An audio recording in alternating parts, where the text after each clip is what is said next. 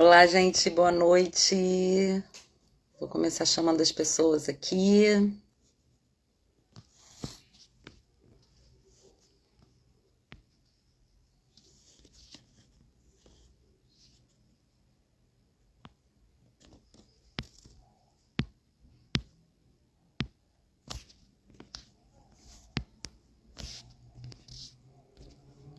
Boa noite.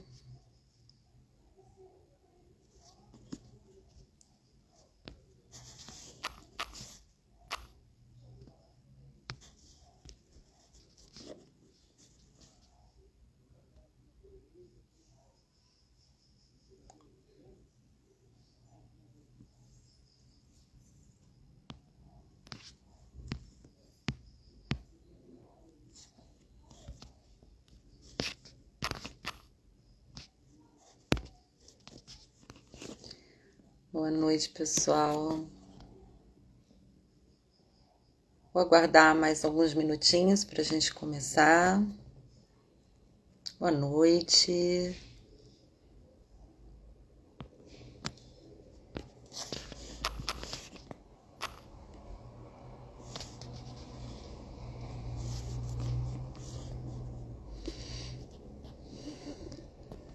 Boa noite. Oi, gente, boa noite. Vou começar falando aqui para vocês até o Alex entrar. Hoje nós vamos falar um pouquinho sobre um tema bem polêmico, né, que vem acontecendo, que é uma tentativa de desqualificação das práticas integrativas, também sobre o nosso texto que foi publicado e foi retirado, né, após 7 horas de publicação. E quem vai me acompanhar aqui nessa live é o Dr. Alex Botsaris, que é médico, acupunturista, fundador de um instituto de acupuntura no Rio, fundador da ABFIT, uma pessoa muito importante nessa área. E ele hoje reside em Portugal. E eu só estou aguardando ele entrar para a gente começar aqui.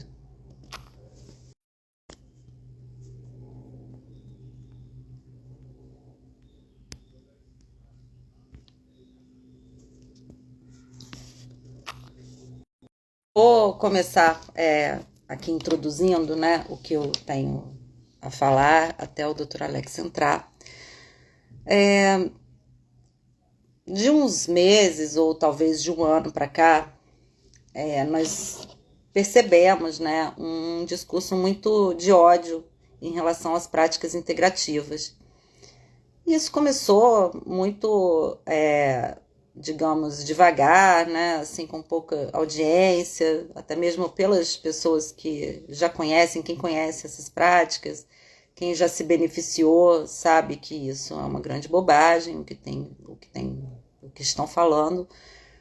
Mas de uns meses para cá, nós nos surpreendemos porque estão usando um caderno de ciência de um importante jornal para bater nas práticas integrativas de uma forma muito rasa, muito superficial, muito arrogante.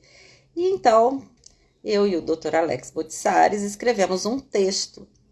E no início, esse texto ele foi escrito como resposta a uma das matérias que falava da acupuntura, que é a nossa área de atuação, e enviamos então esse texto como resposta para o jornal que publica essas matérias. Mas foi negado, né? Isso aí já é um ponto de estranhamento, porque não existe ciência sem debate, não existe ciência sem olhar todos os pontos de vista. E tudo bem, mas ficamos um pouco indignados e resolvemos levar esse texto para outros jornais.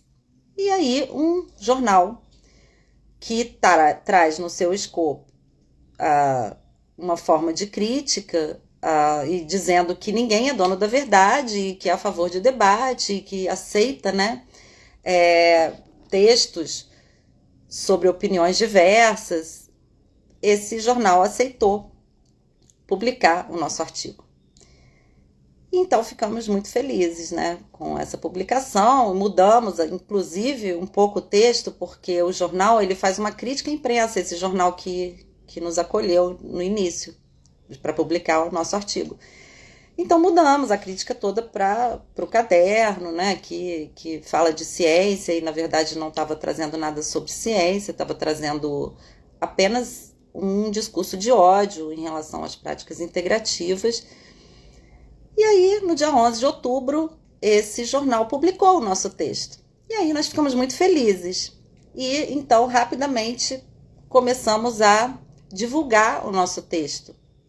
Isso, 5h30, 6 horas da manhã, eu já estava espalhando o texto, os meus amigos espalhando, os nossos pacientes, colegas de trabalho. E foi esse texto aí espalhado para muitas pessoas. Só que, para nossa surpresa, 1h da tarde, esse texto não abria mais. Ou seja, pediram para retirar o nosso texto. Isso é uma coisa muito séria, porque isso causa um constrangimento, né? Nós tivemos que nos explicar para as pessoas, sem saber o que tinha acontecido, né? E eu alego como uma censura mesmo, porque como só uma pessoa pode falar sobre um tema tão importante e todo mundo só tem que ouvir um ponto de vista. Então, ficamos nessa e esse texto vai ser publicado.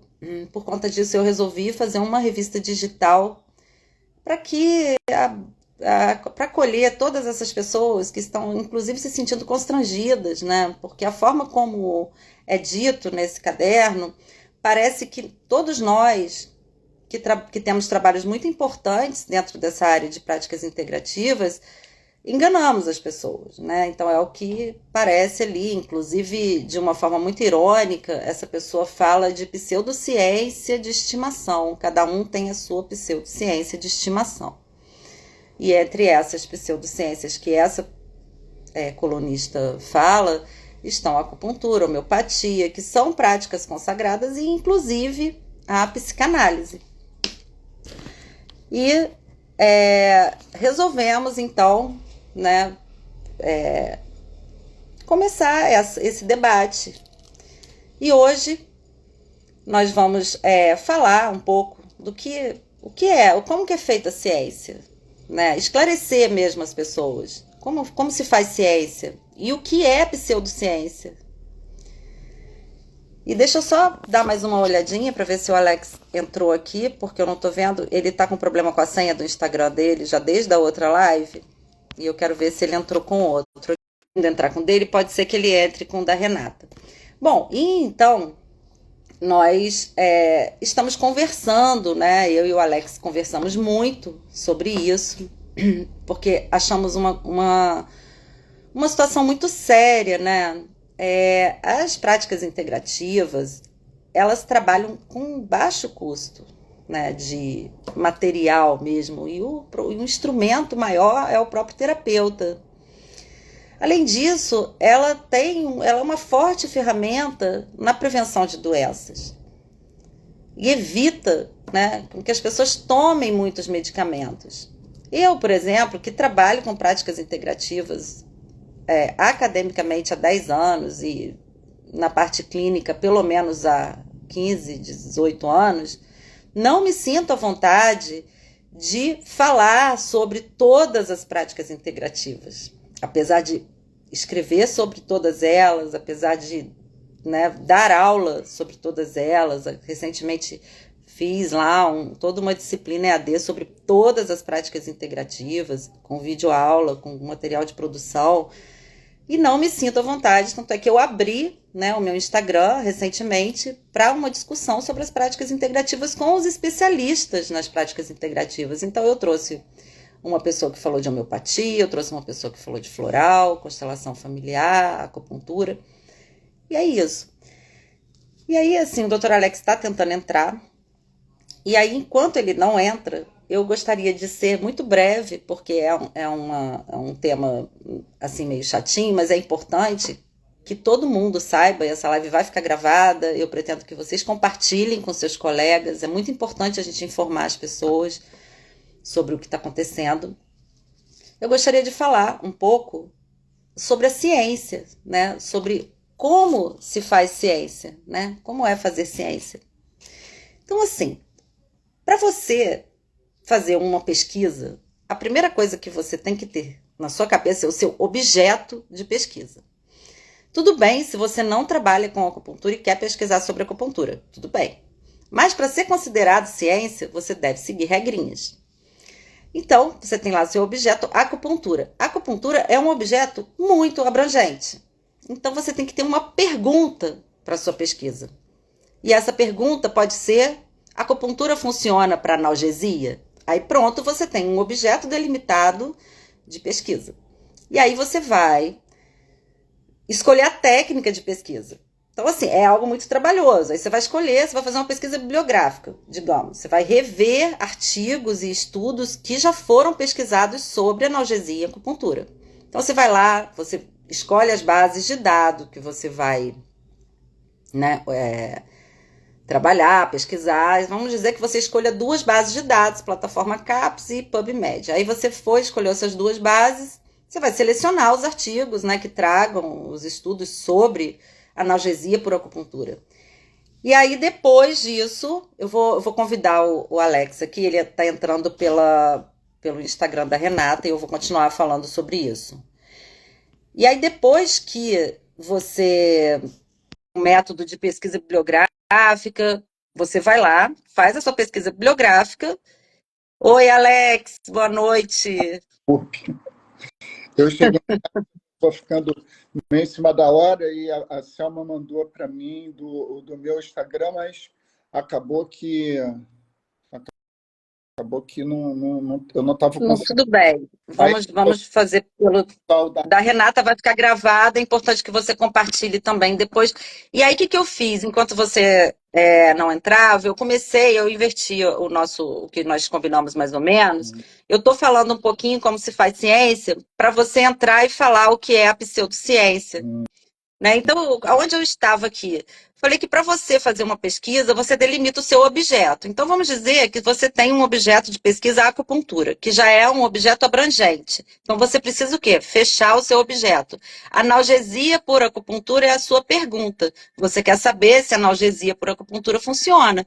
E aí você vai selecionar os artigos, as bases de dados, com as palavras-chave. Aí você vai encontrar lá 100 artigos que falam sobre analgesia e acupuntura. E aí, os que você descartar, que você não vai usar para sua pesquisa, você precisa justificar. Eu descartei esses 10 artigos porque eles não tratam do tema. Eu descartei esses 10 aqui porque eles são descritivos e eu quero artigos que me tragam resultados. E aí você vai, sim, pegar os artigos que falem sobre os efeitos positivos, os que falam que não têm efeitos, que falam de efeitos negativos, e vai lá chegar a uma conclusão. Isso é trabalhoso. Ponto. Aí você vai pensar, essa metodologia que estão usando não é legal. Então, uma pessoa que faz ciência e tem uma boa intenção, o que ela vai fazer? Ela vai propor uma metodologia melhor para esses estudos, né? Então, assim, eu vou propor que a partir de agora se insira em alguns estudos determinada metodologia, e, enfim. E aí sim, você fechou um objeto, fez a sua pesquisa. Só que a acupuntura, ela trata, por exemplo, problemas oftalmológicos, alergia, problemas neurológicos, um leque de situações que a acupuntura pode atuar. Então, você vai fazer várias pesquisas sobre essas situações. Agora, você imagina você chegar, falar de ciência, de uma gama de práticas diversas. Então, você está sem fazer uma pesquisa. Você vai falar, homeopatia não funciona. Não funciona para quê? A constelação familiar não funciona. Não funciona para quê? Sabe? Sem fazer uma pergunta. Então, assim, se você quiser estudar todas essas práticas, é um trabalho de vida, né? E você tem que fechar o seu objeto e ir fazendo suas pesquisas. E aí nós nos deparamos com essa confusão toda, num caderno importante que fala de ciência, com uma linguagem muito vulgar, uma linguagem muito rasa. E que, na minha opinião, deixou de ser um caderno de ciência e virou um caderno de fofoca. Não tenho nada contra cadernos de fofoca, só acho que são coisas diferentes.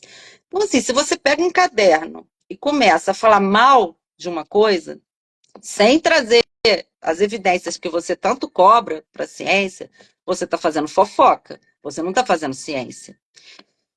E aí é um pouco isso que nós vamos falar, né? O nosso introduzir, Alex, contando, né, que nós escrevemos um artigo, esse artigo foi negado como resposta para esse jornal, mas um outro jornal nos acolheu, que inclusive esse jornal que publicou e depois retirou o nosso texto, ele traz no escopo dele que ninguém é dono da verdade e que eles estão ali para um debate. Mas 7 horas depois que o nosso artigo foi publicado, ele foi retirado.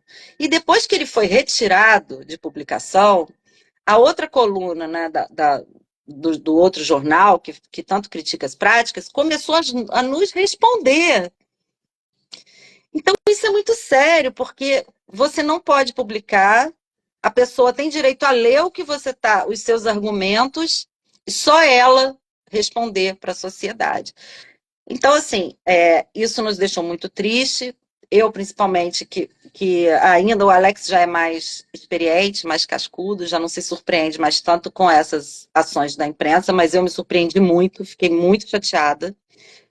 E nós estamos aqui para falar um pouco, esclarecer o que é ciência, o que é pseudociência, por que a acupuntura não pode ser a homeopatia e até a psicanálise, que tem apanhado tanto com isso, não podem ser tratadas de uma mesma forma, não podem ser estudadas e analisadas de uma forma tão quantitativa, por trabalhar com a subjetividade, né, com todas as dimensões humanas. E tudo que nós já conversamos, o Alex hoje falou uma coisa muito importante comigo também, que é descartar e negar os aspectos culturais também, né? Você não pode negar que isso que seria a mãe da ciência, e eu vou passar a palavra agora para o doutor Alex, para ele. Todo mundo, eu acho que está aqui, conhece ele, mas para quem chegar no Instagram, o Alex Botsares é um médico super renomado dentro da área da medicina chinesa, fitoterapia, acupuntura, uma pessoa que eu trabalhei por muito tempo e agora estamos reatando alguns trabalhos. E é uma das pessoas mais importantes nessa área, com maior conhecimento para poder falar para a gente aqui. Marta, super obrigado. E eu acho que você já falou tão bem, né? Foi tão eloquente. Eu não sei nem por onde começar, mas vou começar por uma coisa que me ocorreu agora, que nesse momento a gente nem falou sobre isso. E eu acho que eu recomendaria assim, que as pessoas vissem esse filme, porque é um filme até que é brasileiro, feito por brasileiros, e é um filme que relata vamos dizer assim, o processo do Allan Kardec, né, que na verdade Allan Kardec nem seria o nome dele, o Allan Kardec seria o nome de uma reencarnação que ele chegou à conclusão, mas na verdade ele era um médico, né? E ele começou a ser procurado pelas pessoas que eram, vamos dizer assim, que praticavam o espiritismo para explicar os fenômenos espíritas, né? E, por acaso, ele teve contato com vamos dizer, duas gêmeas, entendeu? Que as duas psicografavam. E como eram gêmeas, elas elas recebiam a informação, entendeu, de um mesmo espírito ao mesmo tempo. Então, elas psicografavam exatamente com a mesma caligrafia, indistinguível, entendeu, de uma para outra, entendeu? A mesma mensagem. O Allan Kardec, enfim, eu me esqueci o nome do médico, né, que era o médico que estava fazendo isso, perguntava uma coisa e as duas psicografavam a resposta. Exatamente no mesmo momento, né? E isso, do ponto de vista estatístico, né, a possibilidade disso acontecer e ser aleatório é muito remota, né? E a ciência, hoje em dia, o que, que ela é? Ela é a observação, que a ciência é um, antes de tudo, observacional. Antes dela construir qualquer coisa ou dela propor algum modelo, ela primeiro ela constrói o conhecimento dela a partir da observação do que tem em volta, né? Você observa as populações humanas da mesma maneira que se observa o que acontece numa galáxia, ou você pega um instrumental e observa como as partículas subatômicas se comportam, e aí você tenta explicar aquilo.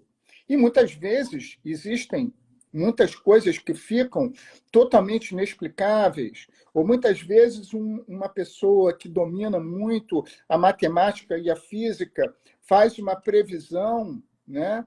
E depois você consegue comprovar isso, como já aconteceu agora recentemente com a astronomia, né? Mostrando que mesmo os raios de luz podem modificar a sua trajetória sob um campo gravitacional muito grande, e que isso explicaria, e outras coisas, né, os fenômenos que a gente chama de buracos negros, que a gente só sabe que eles existem por causa do que eles geram em torno, porque como a luz não consegue escapar dali, você não consegue ver ele, por isso se chama um buraco negro. Então, você vai ver, né, nos meandros da ciência hoje em dia, e se você tem uma cabeça, acho que uma cabeça de cientista, uma pessoa que se interessa por qualquer fenômeno, né, científico, ainda mais os fenômenos que eu vou chamar de pouco usuais, né?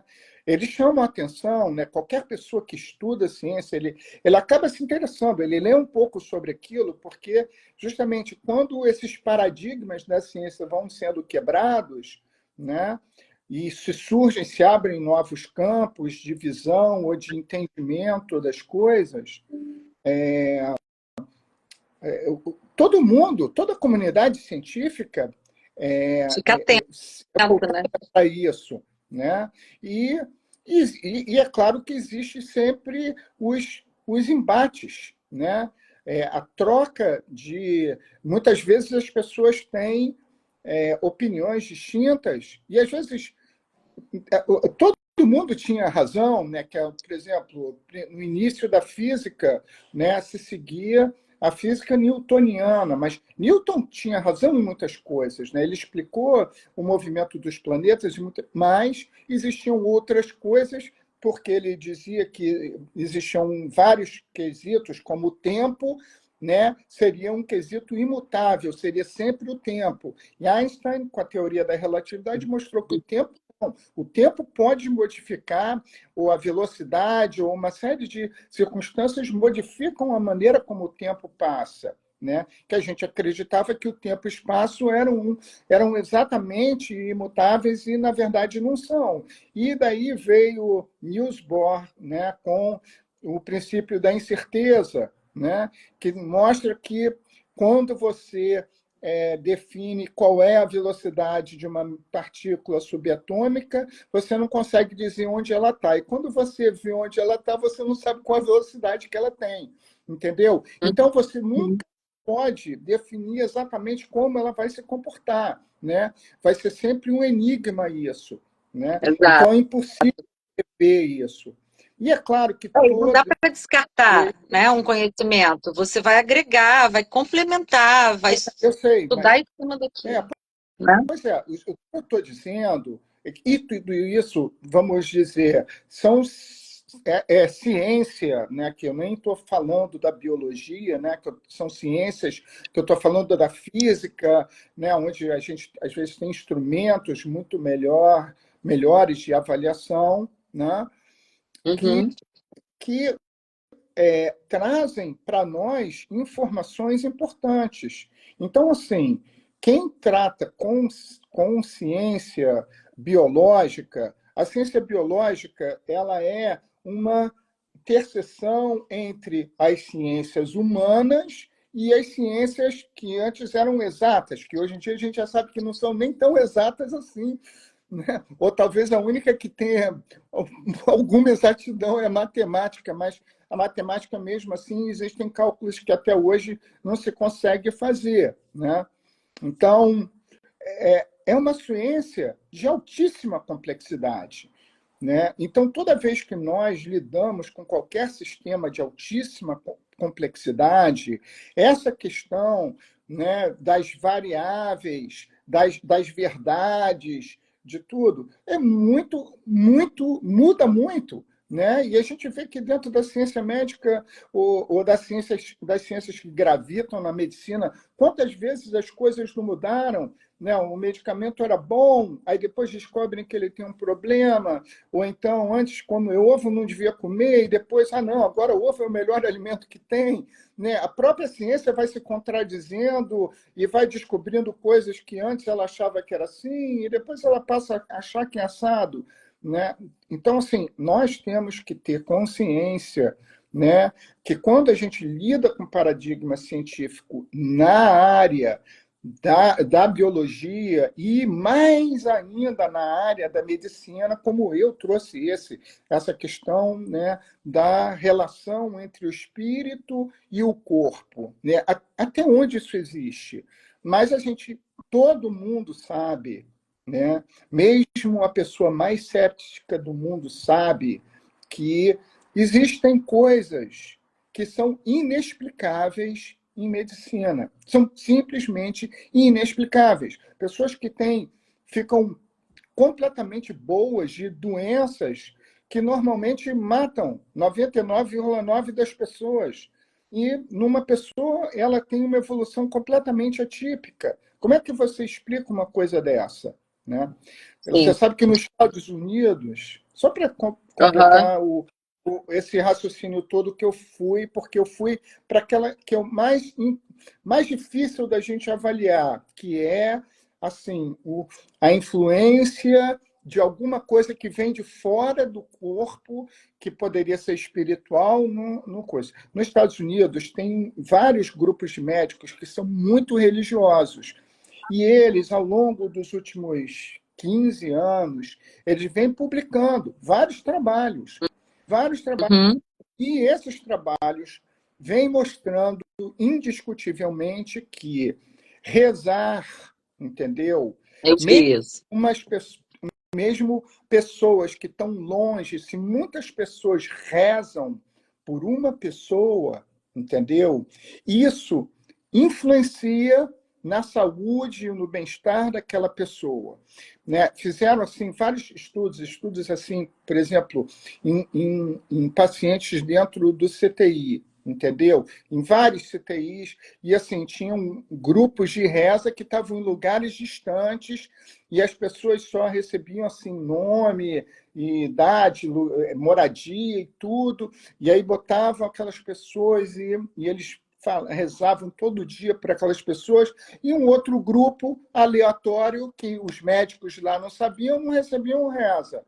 Aham. Né? E aí, quando você vai fazer o estudo estatístico do que aconteceu com um grupo e com o outro, você vê que um grupo teve muito menos, por exemplo, teve muito menos incidência de infecção hospitalar do que o outro. Como é que você explica uma coisa dessa?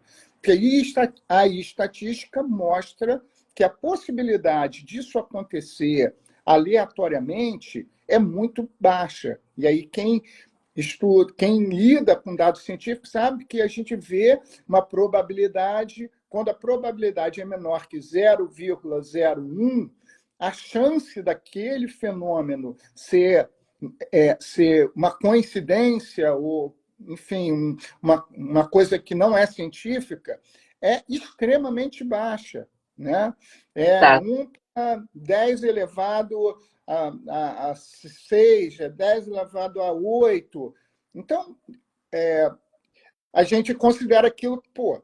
E se mais de uma pessoa reproduz uma coisa dessa, que é no caso dos caras que Uhum. reza, a gente tem que admitir que funciona de alguma maneira. A gente pode nem Claro. saber como é que é, mas a gente está observando um fenômeno. E o cientista verdadeiro observa o fenômeno de uma maneira desapaixonada, completamente.